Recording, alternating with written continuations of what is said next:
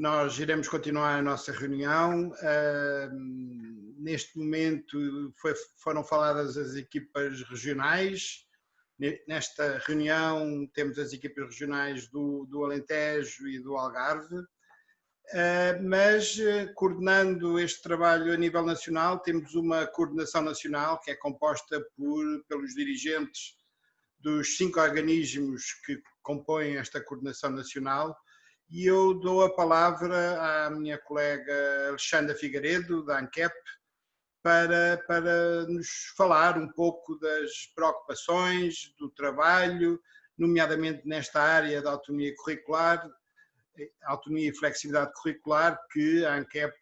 está a desenvolver e que irá desenvolver ao longo deste próximo ano, do presente ano.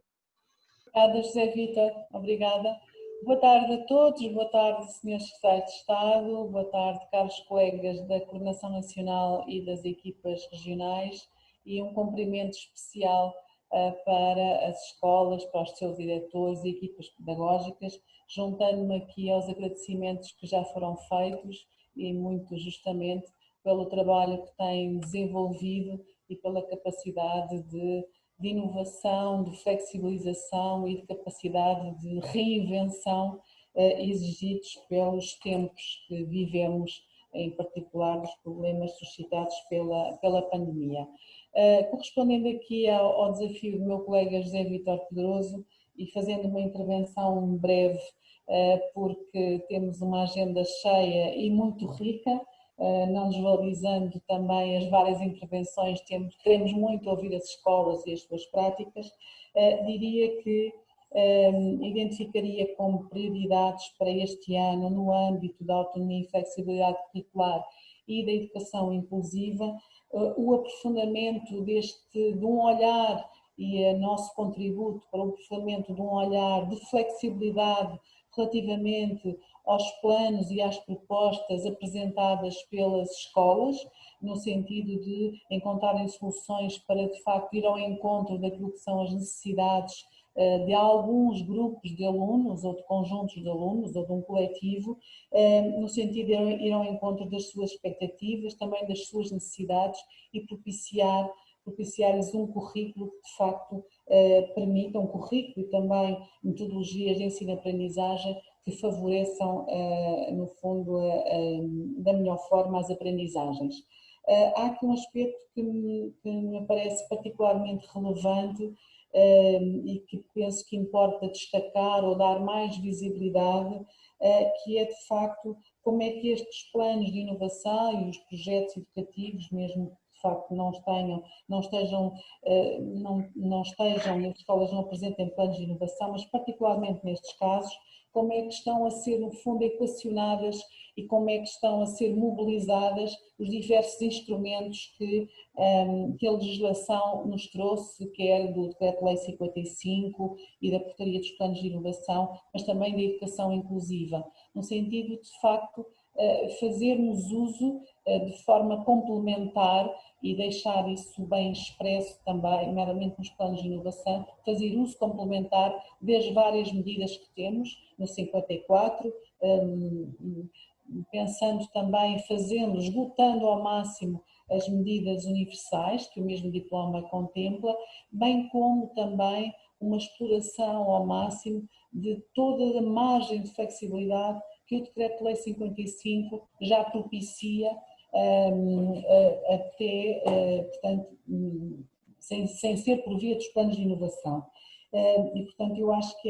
este trabalho e este olhar que é conjunto é muito importante. No fundo, é de facto rentabilizarmos e colocarmos na equação todos os dispositivos e os instrumentos que o novo quadro nos permite, não esquecendo aqui, obviamente, o perfil dos alunos à saída da escolaridade obrigatória, a estratégia de educação para a cidadania e, portanto, no fundo, construir o puzzle com todos os elementos e instrumentos que fazemos. As práticas, há práticas de escolas que já evidenciam bem esse cruzamento e essa captação de todas as possibilidades que a legislação nos permite para ir ao encontro dos problemas que identificamos, nomeadamente ao nível do sucesso das aprendizagens e da inclusão de todos e de cada um dos alunos, mas importa, no fundo, contaminar as restantes escolas e nós próprios, os organismos centrais, sermos também contaminados por essas boas práticas. Ainda esta manhã tivemos a oportunidade de conhecer casos interessantes na equipa regional, no encontro regional do centro. Estou certa de que esta tarde também vamos conhecer exemplos igualmente interessantes de exploração, de facto, de toda a panóplia de instrumentos. Outro aspecto que queria partilhar convosco e que, no fundo, se enquadra de forma muito concreta no âmbito da intervenção ao nível da autonomia e flexibilidade curricular e da educação inclusiva, é de que vamos este ano arrancar com um plano de formação sobre as aprendizagens essenciais que foram homologadas em julho para os cursos profissionais e para os cursos artísticos especializados e para a qual contamos necessariamente com as escolas, com as suas equipas, com os centros de formação das associações de escolas e também com os centros de formação associados às associações representativas e que também colaboraram connosco na concepção e foram sobretudo elas as responsáveis pela concepção das aprendizagens essenciais. Uma nota final apenas para dizer que para tudo isto precisamos também dos contributos das escolas, precisamos e queremos muito ouvir aquilo que são as vossas preocupações, conhecer as vossas propostas portanto, estamos completamente disponíveis e interessados em ouvir-vos e dialogar convosco. Portanto, disponham da enquete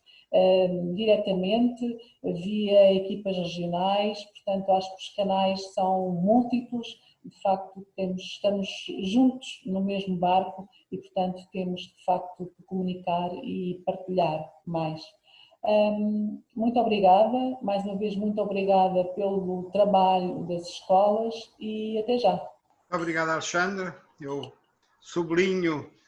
os juntos no mesmo barco, de facto é esta a perspectiva que temos perante estas adversidades que a pandemia nos traz. Passo a palavra ao Dr. César Paulo, subdiretor-geral da DGAI, que desde este ano faz parte desta coordenação nacional. Desde o final do ano passado faz parte da coordenação nacional. Boa tarde a todos, julgo que me estarão a ouvir.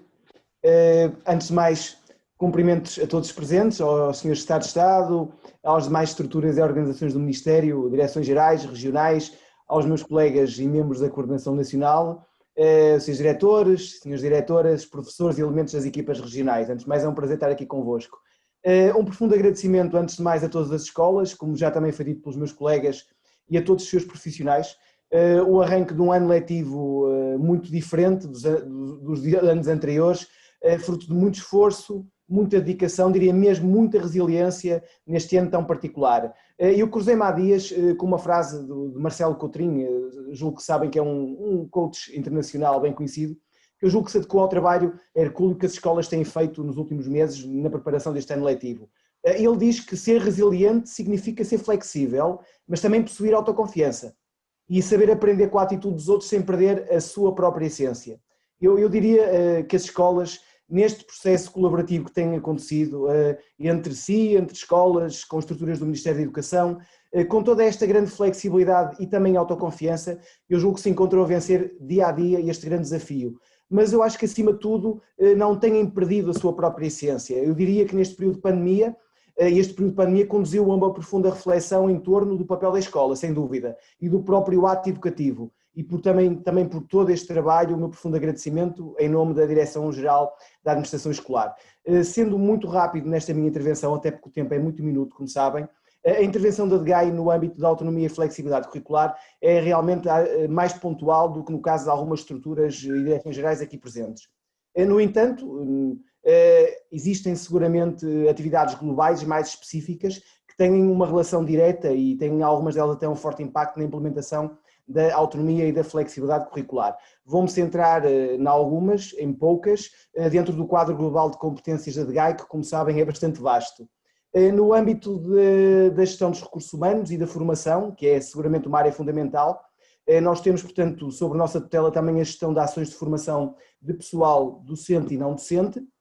a identificação e orientação também e acreditação das necessidades de formação do pessoal não docente e a identificação de perfis de desempenho e condições habilitacionais e qualificações profissionais para a docência. Por isso, também neste limite para 2021, temos previstas algumas ações de formação para assistentes operacionais no âmbito da educação inclusiva, no âmbito da igualdade de género e do bullying e ciberbullying, por exemplo, e também na formação de docentes no âmbito de todos aqueles que têm funções de coordenação e de supervisão. Uma ação de relações interpessoais e dinâmicas de grupo na escola e outra prevista no âmbito da liderança intermédia na escola e na gestão de equipas. A parte dos concursos docentes, e conhecem-se todos também seguramente por esse âmbito, nós trabalhamos com o planeamento e gestão e execução dos procedimentos concursais de professores, um ano que apresenta, como sabem, também especiais desafios nesta matéria, e no planeamento e gestão e execução de procedimentos de mobilidade do pessoal docente. Esta mobilidade do pessoal docente é importante porque tem um forte impacto também o suporte de projetos que estão em curso, também por outras direções gerais e que são essenciais para a autonomia e flexibilidade curricular. Temos também o ensino particular e cooperativo, onde acompanhamos as condições de funcionamento e organização desses estabelecimentos de ensino, na própria gestão de execução dos contratos simples, de desenvolvimento e de associação, e o acompanhamento das medidas de ação social escolar nos alunos abrangidos dentro destas escolas, nesse apoio financeiro. Tutelamos também as escolas portuguesas no estrangeiro, que também têm um papel importante na autonomia e flexibilidade curricular, nesse apoio e monitorização do funcionamento e gestão dessas escolas, e na coordenação também dos mapas de pessoal e da mobilidade docente, assim como no desenvolvimento de boas práticas de gestão e administração educativa. Neste âmbito das EPEs, temos previstas, no âmbito da flexibilidade, também duas formações importantes, um curso de formação para a disciplina da língua portuguesa, português nas EPEs, que contempla os princípios das novas orientações curriculares no âmbito do quadro da flexibilidade curricular, onde vos posso dizer que neste momento temos já 78 formandos inscritos e ainda um curso de formação no âmbito do legado de Fernão de Magalhães à cidadania global, elaboração de aplicação de metodologias ativas em articulação curricular, onde promovemos a produção de materiais inovadores no âmbito dos DAC, partindo de temas associados ao vasto legado de Fernão Magalhães. Uma previsão já também de cerca de 70 formandos previstos já para 2020 e 200 formandos já para o próximo ano, para 2021. Uma nota final, que mais pontualmente nós ainda assim reforçamos o nosso trabalho junto desta equipa da autonomia e flexibilidade curricular, nomeadamente este ano letivo, onde reforçamos a nossa presença nas equipas regionais, onde temos neste momento 5 colaboradores dedicados às mais diversas equipas. Resta-me desejar-vos a todos, aqui os presentes, um ano escolar com a tranquilidade possível, com toda a certeza de que as estruturas aqui presentes e todos os presentes darão seguramente o seu melhor neste ano tão particular, mas eu diria que para além de particular é cada vez mais essencial para as nossas crianças e para os nossos jovens, que é para eles que o sistema educativo existe. Portanto, continuem a contar comigo em especial, com a DGAI, também em todo o apoio que considerem necessário, e muito obrigado e bom trabalho, bom resto de sessão. Obrigado. Muito obrigado, César. E eu passo de imediato a palavra à subdiretora-geral da DGEST, doutora Florbela Valente, que eu penso que estará connosco. Olá, Florbela. Olá, boa tarde. Cumprimento os senhores secretários de Estado, os colegas da Coordenação Nacional, das equipas regionais, os técnicos dos serviços que estão representados no Ministério da Educação e, sobretudo, quero cumprimentar os diretores e professores que estão presentes nesta reunião. É um gosto rever-vos, mesmo que seja à distância, e eu sei que é repetir, mas não posso deixar de o dizer, também agradecer todo o trabalho, todo o esforço e o empenho que tem sido colocado neste arranque de ano letivo, numa altura em que estamos diariamente a gerir a incerteza. A verdade é que temos aqui uma certeza, que é de que o ano letivo teve início e continua com a tranquilidade, naturalmente com a tranquilidade possível dentro do contexto difícil que temos, mas mas começou utilizando a questão do barco, ou utilizando a imagem do barco, dizer que começou com o mar calmo e, portanto, naturalmente, dentro de toda esta dificuldade e toda esta incerteza e adversidade com que temos vivido. A verdade é que as escolas já em março deram uma resposta muito rápida e adaptaram-se de forma muito rápida a encontrar as melhores soluções e as melhores respostas para as dificuldades. E agora, mais uma vez, também neste arranque de ano, isso ficou muito, muito evidente e tem sido reconhecido de uma forma alargada, e é importante que se faça este agradecimento, mesmo repetido, ele nunca é demais. Depois, dizer-vos que no âmbito da DGEST, efetivamente, aquilo que temos feito e a aposta que temos feito é em manter, por um lado, naturalmente, pela intervenção a nível das equipas regionais, dos nossos técnicos que estão nas equipas regionais, neste caso do Alentejo e do Algarve, manter esta proximidade e este trabalho com as escolas. É verdade que este trabalho à distância trouxe aqui desafios acrescidos, o apoio é diferente, mas importa que ele continue a existir e que as escolas saibam que podem contar com as equipas regionais e com a Coordenação Nacional, neste caso, também com todos os serviços que aqui estão. No caso particular da DGEST, temos aqui vários assuntos que têm vindo a ser tratados e que sabemos que constituem algumas, enfim, preocupações para as escolas. São assuntos que não estão diretamente relacionados muitas vezes com autonomia e flexibilidade, mas que na verdade com a sua resolução e com alguns esclarecimentos contribuem para alguma estabilidade que naturalmente a escola tem que ter também neste processo de arranque de ano letivo e de continuação deste ano letivo. E temos assuntos que temos acompanhado, seja a organização das escolas, seja questões como planos de contingência, como equipamentos de proteção individuais, questões no âmbito da descentralização, enfim, vários assuntos que, como digo, não se prendem diretamente com autonomia e flexibilidade curricular, mas contribuem para essa estabilidade. Naturalmente, temos privilegiado e procurado encontrar formas céleres de comunicação, e aí os senhores delegados regionais, a doutora Maria João Charrua e o doutor Alexandre Lima, que eu aproveito para cumprimentar também, têm tido aí um papel bastante importante e cada diretor saberá que tem podido contar com muita frequência, regularidade, celeridade, enfim, contar com esse apoio e com o apoio dos serviços regionais. E depois, numa área mais relacionada com autonomia e flexibilidade curricular, importará aqui também referir a disponibilidade, e sabem que podem contar também, aqui com alguma gestão da articulação com os diferentes elementos da comunidade educativa. Muitas das vezes nós recebemos aqui algumas questões de pais, de professores, de técnicos, de auxiliares, assistentes operacionais, assistentes técnicos, e procuramos privilegiar também essa articulação e esse, se quiserem, bem-estar relacional entre todos os elementos que facilita toda a organização da escola e todo o trabalho que ela desenvolve. No caso particular, como já sabemos e já foi aqui dito, e todos nós temos muito bem isso presente,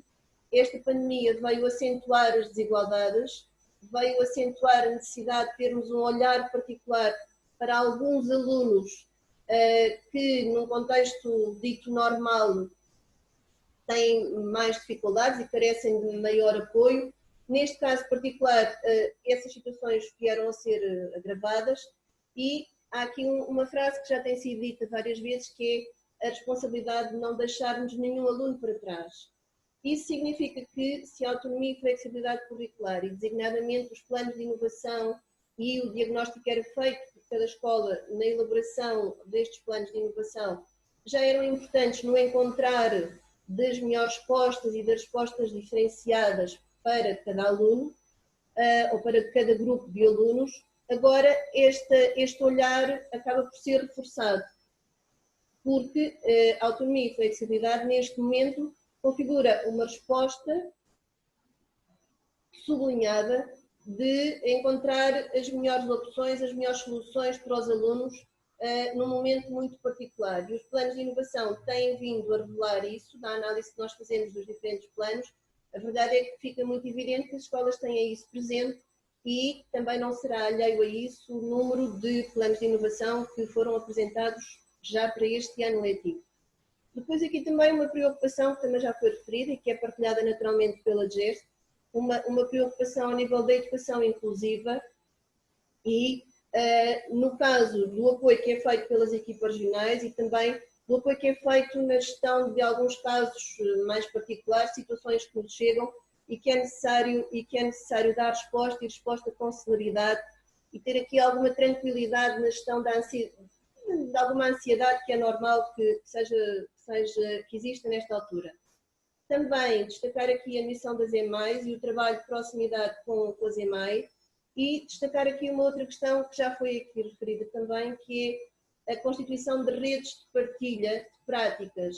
No fundo, estas reuniões, as duas que já houve ontem a reunião que já houve ontem e as duas de hoje, vêm exatamente evidenciar a importância desta partilha de práticas e deste trabalho conjunto fica evidente entre serviços e escolas e entre escolas. Eu lembro-me, por exemplo, ao nível da educação inclusiva,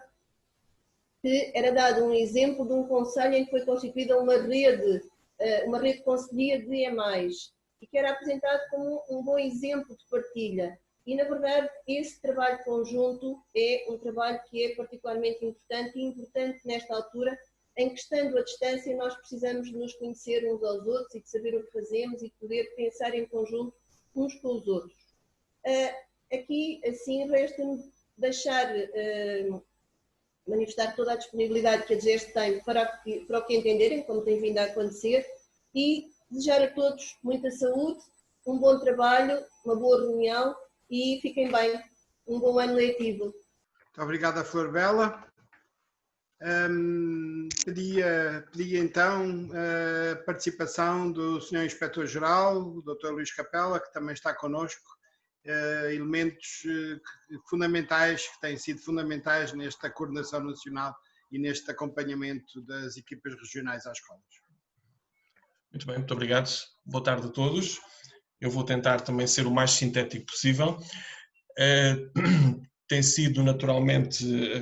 também um gosto para nós e um privilégio a participação da Inspeção-Geral através dos seus inspectores, tanto na coordenação nacional como nas equipas regionais deste processo, como eu digo desde o princípio, deste processo da autonomia e flexibilidade curricular. Como sabem, a Inspeção-Geral tem uma intervenção nas escolas e noutros serviços do Ministério a todos os níveis, mas hoje o que me pediram aqui, e é o que é relevante hoje, é falar um pouco sobre o tipo de atividades que temos no âmbito da autonomia e flexibilidade curricular. Naturalmente que sendo a autonomia e flexibilidade a política rainha, posso assim dizer, do Ministério da Educação, porque é através desta política que são dados instrumentos à escola que permitem a inclusão, em primeiro lugar. Nós hoje, se queremos saber da qualidade de uma escola, é saber se ela é uma escola inclusiva. Se for uma escola inclusiva, claramente é uma escola com qualidade. Se não for, ainda tem muitos degraus ainda para subir, naturalmente. E, portanto, o que me foi pedido foi para falar um pouco sobre o nosso tipo de intervenção no âmbito desta política rainha do Ministério da Educação e de facto, desde há uns meses para cá, desde aliás da questão que se colocou durante o confinamento e a necessidade que houve de ter um olhar especial sobre a avaliação dos alunos durante o confinamento, foi-nos feito esse desafio e temos estado a desenvolver um conjunto de atividades em que olhamos, em que acompanhamos as escolas e também em casos em que há desvios, naturalmente, em que se exigem responsabilidades, quanto ao rigor, à transparência e à verdadeira fundamentação da avaliação e da classificação dos alunos.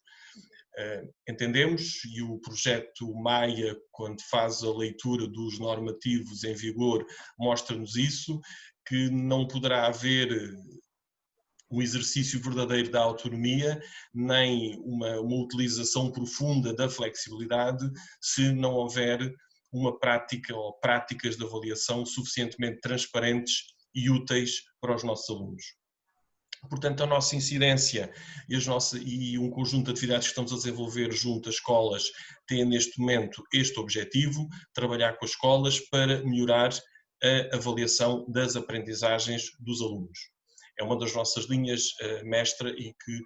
está a ser desenvolvida tanto em escolas públicas como em escolas particulares e cooperativas, tendo por referência, e volto a dizer, o projeto Maia e naturalmente o enquadramento legal em vigor. Portanto, para além desta prioridade que temos de melhoria das práticas de avaliação junto das escolas, também no âmbito da autonomia e flexibilidade e daquilo que é necessário também que as escolas agora façam no âmbito do contexto que vivemos, temos também em curso as nossas atividades de organização do ano letivo, o clássico OAL, que este ano, como verão, quando as vossas escolas forem, portanto, intervencionadas no âmbito desta atividade, verão que o OAL este ano tem também um enfoque diferente, pretendendo nós verificar se as escolas estão a utilizar, no fundo, ao máximo e dentro da sua autonomia, naturalmente, as medidas que foram colocadas à sua disposição para que, e repito o que já foi dito, nenhum aluno fique para trás e todos possam estar incluídos neste grande projeto nacional, que é o projeto das aprendizagens de qualidade para todos os nossos alunos. Portanto, eu não quero levar muito mais tempo, só quero também desejar a todos que o vosso bom trabalho possa prosseguir, possamos continuar com os nossos alunos presencialmente nas escolas, possamos fazer o máximo em conjunto para que as aprendizagens dos alunos sejam aprendizagens verdadeiramente significativas e as nossas escolas, neste contexto difícil, e por ser um contexto difícil ainda é mais exigente e ainda mais se exige que sejam escolas de facto verdadeiramente inclusivas e que possam não deixar ninguém para trás e que possam trazer também a última análise, que é isso que se quer, felicidade aos nossos alunos e realização nas escolas. Muito obrigado e bom trabalho. Muito obrigado, Luís Capela. Não posso deixar de sublinhar a frase: se queremos saber se a escola tem qualidade, vamos ver se é uma escola inclusiva. Penso que é uma das frases que ficará esta tarde. Cabe-me a mim agora, em nome da Direção-Geral de Educação, dizer algumas das áreas de intervenção que já estamos a trabalhar e que iremos trabalhar e aprofundar ao longo deste ano letivo. A autonomia e flexibilidade curricular é, em conjunto com as restantes direções gerais, uma área prioritária, e quando falamos de autonomia e flexibilidade curricular, falamos também de inclusão. A aplicação e implementação do Decreto-Lei 54 e 55 vão de mãos dadas e a inclusão é para nós também uma área de grande prioridade. Assim, iniciámos já o ano, já iniciámos este ano letivo com um conjunto alargado de formações, que eu passo a elencar, mas que eventualmente já conhecerão, que tem a ver com a formação dos psicólogos.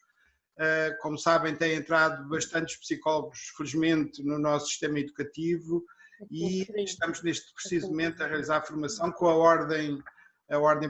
dos Psicólogos Portugueses, a cerca de 200 psicólogos. Estamos também a fazer formação, isto na modalidade MOOC, a cerca de 2.000 formandos sobre educação inclusiva. Esta formação não é apenas destinada a docentes, é também alargado a outros públicos, a outros profissionais da educação que se inscreveram nesta ação, que também já está iniciada. Além disso, temos uma formação para professores de educação especial, recurso fundamental e muito importante em todas as escolas e que nos têm feito chegar a essa necessidade de formação e estamos também já a fazer essa formação. Além disso, há um apoio constante e um acompanhamento do trabalho das equipas EMAI e é essa a nossa intervenção, além de outras áreas nesta grande área da educação inclusiva.